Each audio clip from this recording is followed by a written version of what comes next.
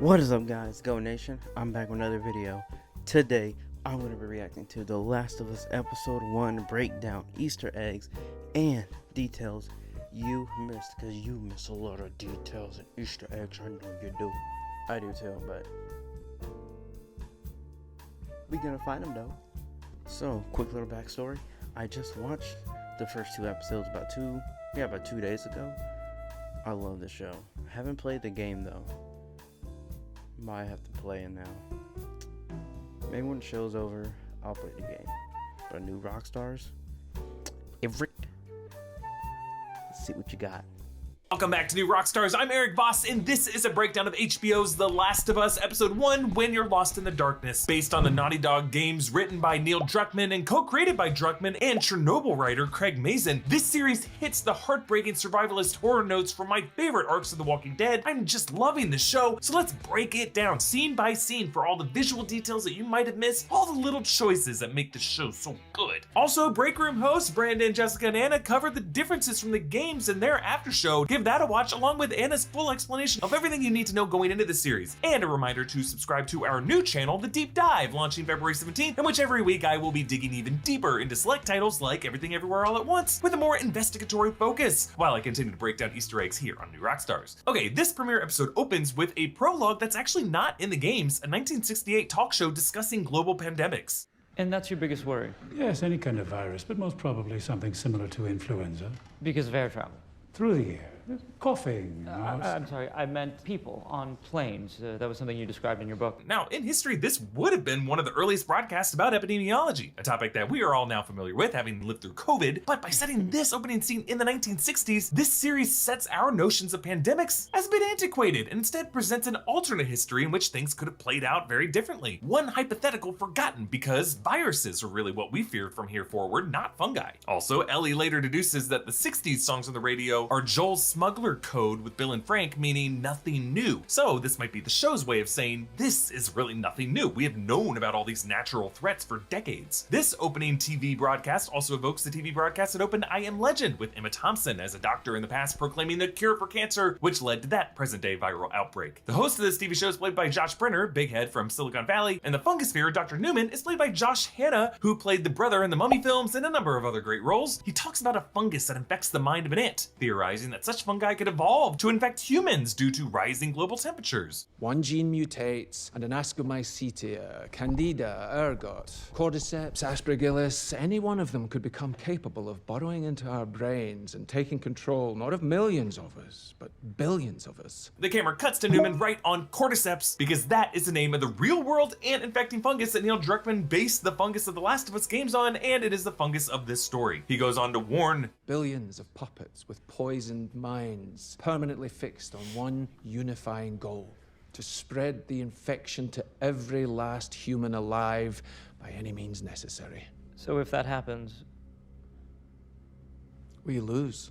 And during all this, the camera shows the studio audience, who look fully nonplussed and unafraid, dull-eyed puppets just ready for the taking. Now, the awesome-looking opening title animation mirrors the fungal spread that's set to haunting acoustic notes strummed by composer Gustavo Santaolalla, just like the animation that opens the games. Gustavo also composed the great music in the games, and here he works with David Fleming. But this spreading of the Cordyceps fungus reminds us of other HBO openings like Game of Thrones or House of the Dragon, like it's spreading across a world map, rising its own fungal city structures that supplant our human civilization. Eventually, the fungus actually takes the shape of a map of the continental United States. And it's subtle, but you can actually see tiny spores floating from stalk to stalk. And two of the stalks take the shape of a taller person and a shorter person, representing Joel and Ellie, the focal characters of this story. Now, The Last of Us is really one of the better versions of the whole lone wolf and cub relationship, which of course Pedro Pascal also played really well in The Mandalorian. Now, the first half of this pilot episode follows Joel's daughter, Sarah, in 2003 Austin, Texas, the way part one of the game's prologue follows Sarah. But we spend a lot more time with Sarah on the show, which is the show's way of saying just because we get to know characters for extended sequences doesn't mean this show is not gonna kill them off. This is survivalist horror. It's called The Last of Us. Oh, and by the way, if you have not played the games and you don't want to get spoiled about what happens, I'm gonna save my speculation for details that might set up currently unestablished plot points known from the games or from the comics in the segment at the end. So if you don't know anything about what happens in the future of this story, don't worry, I'm not gonna spoil anything in these breakdowns. breakdowns. Now, the open window blows a gentle breeze to wake up Sarah, and there are some tiny particles floating over her nose, but to be clear, Neil Druckmann did clarify that they decided that instead of spreading via airborne spores, this fungus is going to spread via these creepy oral tendrils. This is actually inspired by concept art from the game. In the game, Sarah reads a newspaper where it suggested that the fungus came from crops imported from South America, but here the radio newscaster mentions disturbances in Jakarta and riots and warnings for all Americans to get out of there, suggesting that the origin of the show might be from Indonesia or somewhere else in Southeast Asia, one of the countries bordering the Indian Ocean. But throughout the first episode, the story beats are very similar. Sarah celebrating Joel's birthday and fixing his watch as a gift, Joel fretting over a contracting job. Notice how Joel slaps his wrist after accidentally checking it for the time, a little nod that he misses having a watch that works properly, something Sarah has likely noticed. Also, in the background of this living room of this house is Joel's guitar. Joel's playing of the guitar is something that becomes very important later on in the games and probably of the show. Now, a lot of the dialogue is taken directly from the game, like Sarah later joking that she sold drugs to pay for the watch, Joel pretending that the watch didn't work, so I'm not going to point out every time a line or something is from the game exactly, but Sarah's shirt is interesting to point out. This is the same pink Halligan Drops shirt, but instead of the 2010 tour, it's now the 2002 tour. Because in the games, it takes place in 2013. In this show, the flashback takes place in 2003. Also, really cool detail, in the game, most of the tour stops on that shirt are locations you later visit in the game. Boston, Pittsburgh, Jackson, Salt Lake City, etc. All the details are very 2003 though, like a Destiny's Child Survivor poster on Sarah's wall, she's got a band tour shirt with 2002 on it, there's Dido's white flag on the radio, and in the classroom, a president, a good old George W. Bush, who before becoming president was governor of the great state of Texas. So they might have already had his photo on their wall. And in the classroom, Sarah gets distracted by this glare. Some knowledge, shaking of heads.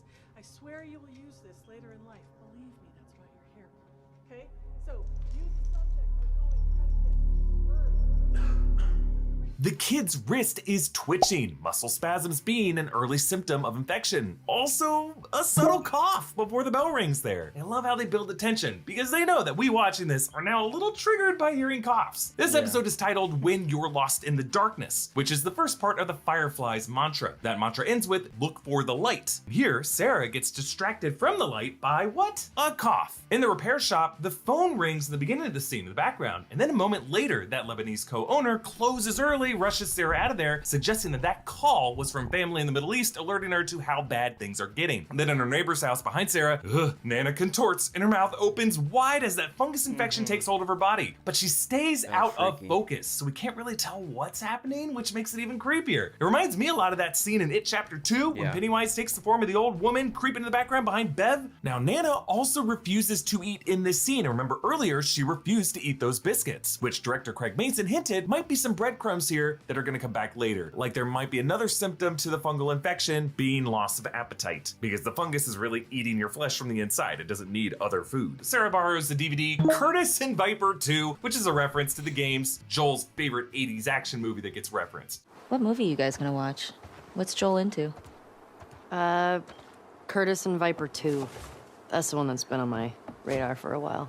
Now later that night when Sarah enters the house, which by the way, why would you do this? Notice how the wheelchair on the far right is empty. Just a little concerning sign that that fungus is now puppeting Nana's motor functions. It's just unsettling to realize that this fungus in a way fixes our physical ailments to make us more mobile. Now Brad Leland is actually Buddy Garrett from Friday Night Lights. Love seeing him show up here, and he does such a great job acting this moment.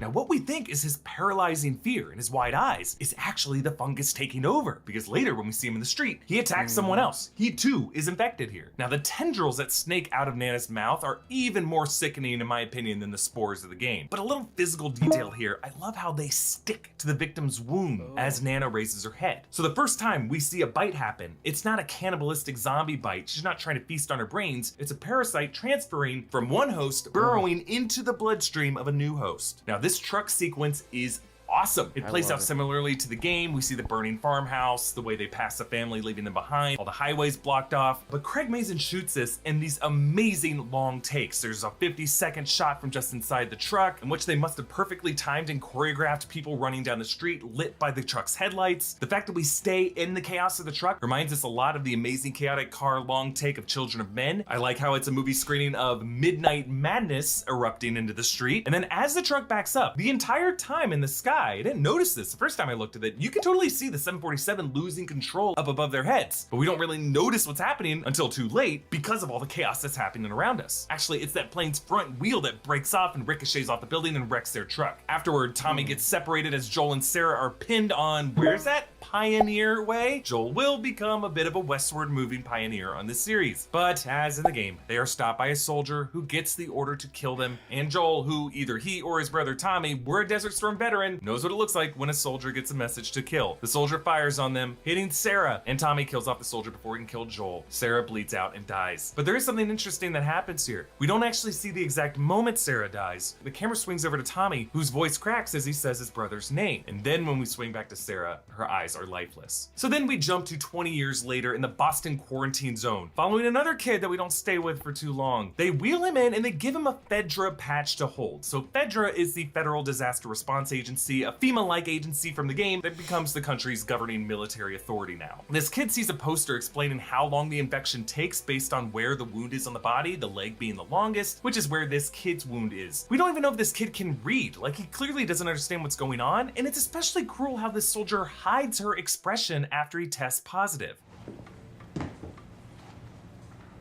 What if I told you that after we gave you some medicine, we're gonna find you your favorite food to eat? And later, this poor kid is identified by his bright green shoelaces, which I think is a nod to Schindler's List when that girl in the red coat is later identified on a pile of corpses that's being carted over to be burned. And notice how, despite shoelaces being a hot commodity in the QZ, they do not scavenge this boy's shoelaces, either out of respect or maybe out of caution. Now, in the game, the infection testing process is actually revealed by an adult man testing positive in the QZ, and he gets shot right there. But this more emotionally brutal death was added to get parallelism between Joel cradling Sarah, and now Joel is numb as he cradles this dead boy. This actually was the original ending of this episode, before HBO suggested taking more time to build out the present day, and most importantly to introduce Joel to Ellie. Joel takes the worst jobs like this one and sewer maintenance, perhaps sewer maintenance to learn what the best smuggling routes are, but really also to just get the most valuable ration card so that he can bribe the soldiers. He passes some wanted posters offering a reward for Marlene. Posters like these appear in the QZ in the game. We see some amputees wearing Desert Storm shirts and a guy in a Gore Lieberman shirt for the Democratic candidates in the 2000 election, Al Gore and Joe Lieberman. All of their fashion and technology froze in the early 2000s when everything fell apart. We also see some guys assigning to paint over some graffiti left by the Fireflies. That's their sigil, and we know that they're recruiting from throughout the QZ. The amputees we see might be a world detail of people having cut off wounded limbs to prevent infection. In the game, it's not totally clear if amputation works like that. In the Left Behind game, Ellis had his arm amputated, but we never really find out for sure if it worked because he ended up bleeding out before they could find out. 3 trespassers are hung in North Square. You can see signs for North Square. In real life Boston, this is a historic area. Well, the whole city's a historic area, but this is a special area where Paul Revere's house is. These kinds of executions by British soldiers were part of what agitated Americans to revolt in Revere's time. Joel meets up with this one soldier, and we see this soldier's hand twitching, showing how bad he's jonesing for these pills, but also how he will have a very itchy trigger finger later. Joel knows how bad this soldier is addicted. Or I could just shoot you.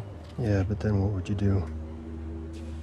I love the detail that Joel needs the bag back because plastic bags without holes in them would be something in limited supply. As in the game, Joel is a smuggler who's always holding on to odds and ends that he can workshop into useful tools. Tess chats with Robert, whose guys jumped her, about a car battery that she paid for and he sold to someone else, a car battery that we later learned didn't even work. Now in the game, it's actually a cache of guns that Robert scammed from Joel and Tess. But this show seems to establish Joel and Tess as a bit less bloodthirsty and also wants to establish a stronger bond between Joel and his brother Tommy, and Joel having to travel westward to find Tommy before he ever meets Ellie. Ultimately, this introduces Joel as, at first, a more peaceful, protective figure, which Pedro Pascal is so good at, as Din Djarin on The Mandalorian. We meet Ellie, who initially goes under the alias of Veronica, played by Bella Ramsey, Lyanna Mormont from Game of Thrones. The Fireflies have chained her up and they test her cognitive motor functions. Why are they doing this? Well, we later learn that she has been infected, and they're trying to prove that the infection didn't really affect her. Now, this cell only has "when you're lost in the darkness" written on red on the wall, but not the full phrase, like it's written in yellow outside in the area where Joel meets up with the soldier. It's just a way of showing how how the Fireflies do not need the full propaganda internally, just bits and pieces of it to remind them of their mission, but in different contexts. Now, this guy who operates the long distance radio takes Joel's cigarettes, which remember was the $5 extra that Joel got from the soldier. The radio operator takes the cigarettes before he tells Joel that he just heard nothing from Tommy, which kind of sucks. Joel just had to pay for bad news. It's any answer at all that costs the payment. So Joel drunkenly plots a westward trip to find Tommy, and we see the watch that Sarah repaired, its face broken in 2 spots. Now, when Jess joins him in bed, she rolls him away from her so that he won't see her facial wounds right away and get worked up when he's super drunk and high. Like throughout the morning, he doesn't even notice until he raises his head to see her face the next morning during breakfast. Now, I might be wrong, but that woman they even passed in the wheelchair might be the same pregnant woman who radioed her parent earlier that they were about to be a grandparent. It's hard to tell if the woman in the wheelchair has her baby bump still. I don't really know what happened. I just hope that pregnant woman ended up being okay. Marlene gives Ellie this knife that Ellie from here forward is extremely attached to, and Marlene reveals that she knows her name is not Veronica and that she was actually the one who put Ellie in the Fedra military school. Marlene also brings up someone named Riley. There's a lot more to all this that I will bring up at the end in the spoiler section. Joel and Tess are scared when they find a recent infected victim. You think he came down after he was infected?